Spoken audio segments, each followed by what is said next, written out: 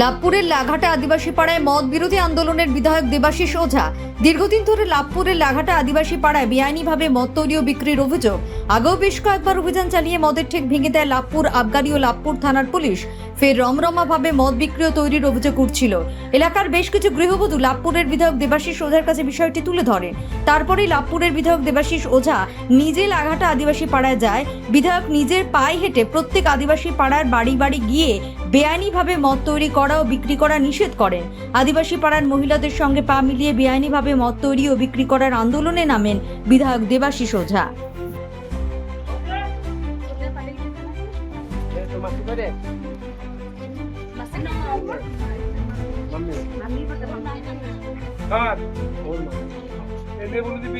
এগুলো সব ভুল করে দিয়ে গেলাম, আর যেন এটা সোজা না হয়। ঠিক আছে, ভালো দেখ। কি সমস্যা হয়েছিল? বিধায়কের কাজ দিয়েছিলেন। সমস্যা হয়েছিল যে আমাদের ছেলেগুলো 30 থেকে 35 পার হচ্ছে না, এত মদ বিক্রি হচ্ছে আমাদের গ্রামে।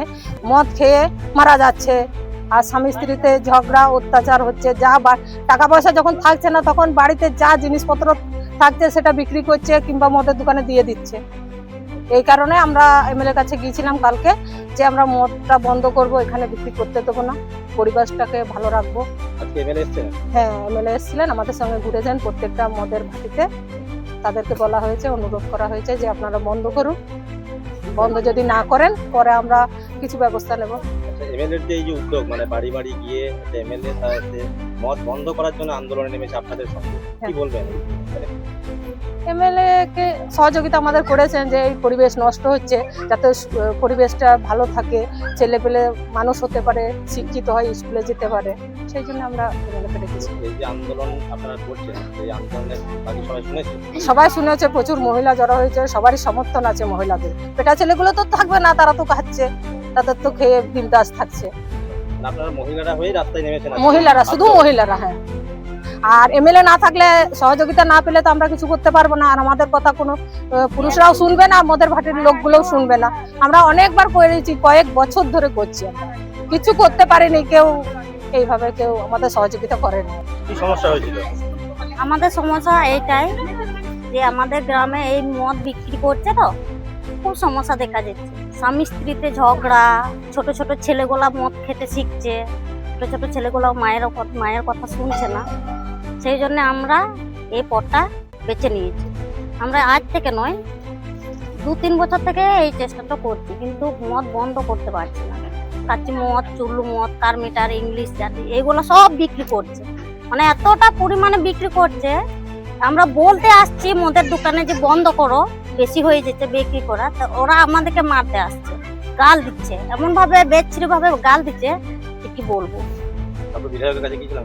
আমরা কালকে গিয়েছিলাম বিধায়কের কাছে, যে বললাম এরকম অবস্থা, আমাদের কথা শুনছে না, তাহলে একটু কালকে যে আজকে আসার কথা বলেছিলাম। বিধায়ক আজকে নিজেই এসে আন্দোলনে যোগ দিয়েছেন? হ্যাঁ, কি বলবেন বিধায়কের উদ্যোগ?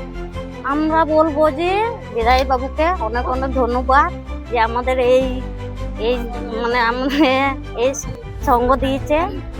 এটাই যে আমরা বলবো যে অনেক অনেক ধন্যবাদ, এরকম কেউ করে দেয় না। এর আগেও তো সরকার ছিল, দাবি করেছিলেন? হ্যাঁ, দাবি ছিল এইভাবে না, আসে না। আজকে এই যে বিধায়কের যে উদ্যোগ, মানে মহিলাদের সঙ্গ দেওয়া, যে আইনি যে মদ কারবার, খুশি আপনারা? আমার খুব খুশি। গতকাল এখানে আমার যত ট্রাইবেল লেডি আছে, যারা আমার বোনের মতন, এরা প্রত্যেকে গিয়েছিল আমার বাড়ি, যে দীর্ঘদিন ধরে এই সমস্যাটা চলছে। এখানে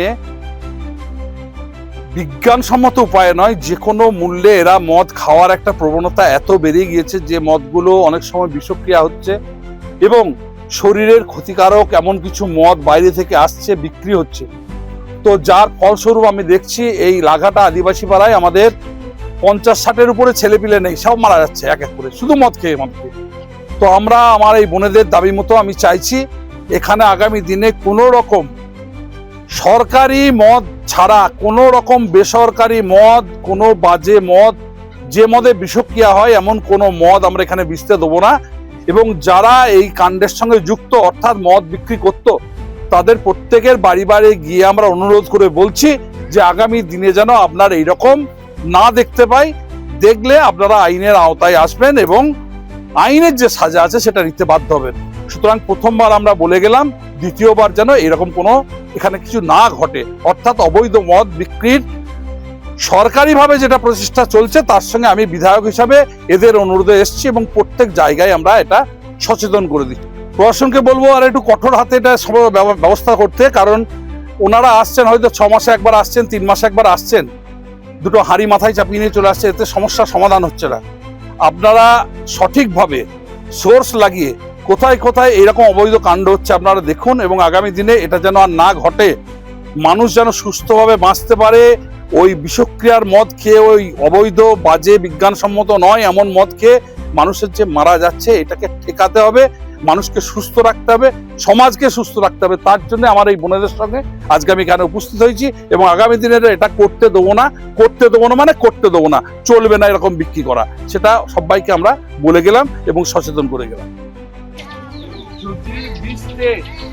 যদি বন্ধ করে থাকো ভালো, কিন্তু এই বাড়িতে মদের কারবার, মদের বোতল যাই বেশ আর যেন বিক্রি করবে না। এখানে আমাদের পাড়ার দেখছো তো ছেলেপিলেগুলো 50 বছর বয়স পেছনে মারা যাচ্ছে। তো আমরা এই অবৈধ মদ বিক্রি করে আর কারো সর্বনাশ করবো না। আমরা বেচবো না তো বেচবো না, এরপরে যদি বেচো একদম কি বলছে বোনেরা, বলছো শুনে নাও, আর দিও না সেরকম করো। না আজ সকাল সন্ধ্যে এমএলএর কাছে যেতে বলে আজকে বাড়িতে নিয়ে এসছে, হ্যাঁ বাড়িতে এমনি তোমাদেরকে ভদ্রভাবে বলা, বুঝলা? আর যেন করো না, বুঝলা? রাগটা করো না, কি বলে, বুঝলা? রাগটা করো না, হ্যাঁ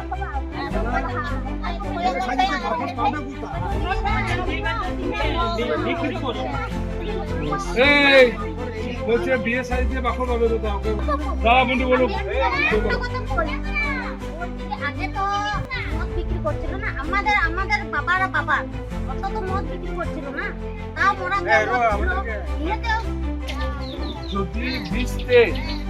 যদি বন্ধ করে থাকো ভালো, কিন্তু এই বাড়িতে মদের কারবার, মদের বোতল যাই বেশ আর যেন বিক্রি করবে না। এখানে আমাদের পাড়ার দেখছো তো ছেলেপিলেগুলো 50 বছর বয়স পেছনে মারা যাচ্ছে। তো আমরা এই অবৈধ মদ বিক্রি করে আর কারো সর্বনাশ করবো না। আমরা